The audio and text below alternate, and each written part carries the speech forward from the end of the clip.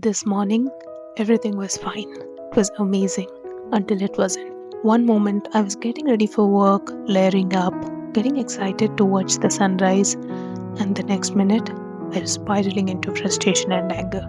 And the worst part, I didn't even realize how much it was affecting me or my husband. I will share 3 simple, actionable self care tips that help me control my anger and frustration, and I'm pretty sure they'll help you too. On this day, I woke up at 5:30 a.m. to be on time in office for my morning meeting. I planned to drive to my downtown Toronto office from Hamilton. The commute was supposed to take me 50 minutes if I start early in the morning, which I did, but unfortunately, there was a lot of traffic and I ended up driving for 2.5 hours in pretty bad traffic. As if that wasn't enough, I had to miss my morning meeting because I was still in traffic and couldn't access my phone in time for the meeting. I take my work quite seriously and it's unlike me to miss a meeting or be late to one. As the day went on, things piled up and I was feeling more and more frustrated. By midday, I found myself wanting to hide somewhere and cry my heart out. I decided to take a break, walk outside, maybe record some footage for my brand new YouTube channel, and have lunch. There's this really pretty lane closer to my work where I usually go for walks to lift my mood up. This is the lane I was talking about. They maintain it so well. Every season, they come up with new ideas to make this street beautiful. You can't really see the beauty of it because I'm recording it in the daylight, but at night, this place will look amazing. I went to my go-to lunch spot, ordered my favorite salad bowl, and started eating it. I was really hoping the food will fix my mood. Observing the way I'm trying to stuff myself with food, I realized I'm repeating one of my old patterns, which is overeating when I'm stressed. I woke up in time, did all the preparations in advance so that this day would go as planned. However, not a single thing went as planned. Back home, again, this was supposed to take me 1 hour 20 minutes, ended up taking almost 3 hours. This delay made me miss my swimming class, and because the car was with me, my husband couldn't attend the swimming class either. On my way back home, as my husband is calling to check on me and to check on if we can attend the swimming class, I was getting frustrated with his questions and I can sense that I'm quite annoyed. And unfortunately, I was showing it on him. Even though I'm realizing I'm getting annoyed unnecessarily, I couldn't help it. After hanging up the call, I realized I'm also driving a bit rashly. I tried to sort my thoughts out, listen to music, look outside the window.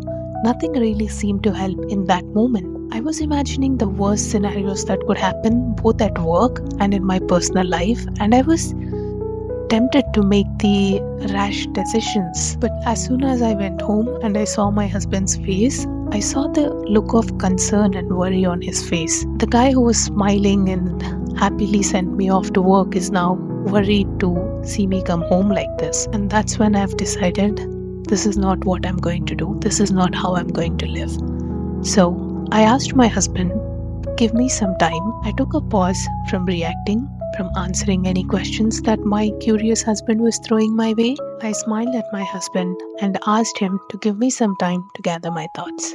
He gave me one big warm hug and left me alone. The act of pausing before I replied to my husband, I think, saved us a lot of trouble. The pause helped me realize that I'm not really frustrated at my husband. I logged into Heart's app, which is run by Heartfulness Institute. In few seconds, I found a trainer who was willing to meditate with me for 35 minutes. I started meditating at home, but for the level of anger that I have built up throughout the day, I didn't think I was meditating well. So I called up a meditation trainer who lives near my house and asked if he can give me a session that day. Lucky for me, there was a meditation session available and I was able to attend it in person. Heartfulness meditation is a unique type of meditation which uses something called yogic transmission. So if you have never done a heartfulness meditation, it's highly recommended that you start off with a trainer. There are other meditation apps in the market as well. You can use Headspace, Calm or Mindful app and get yourself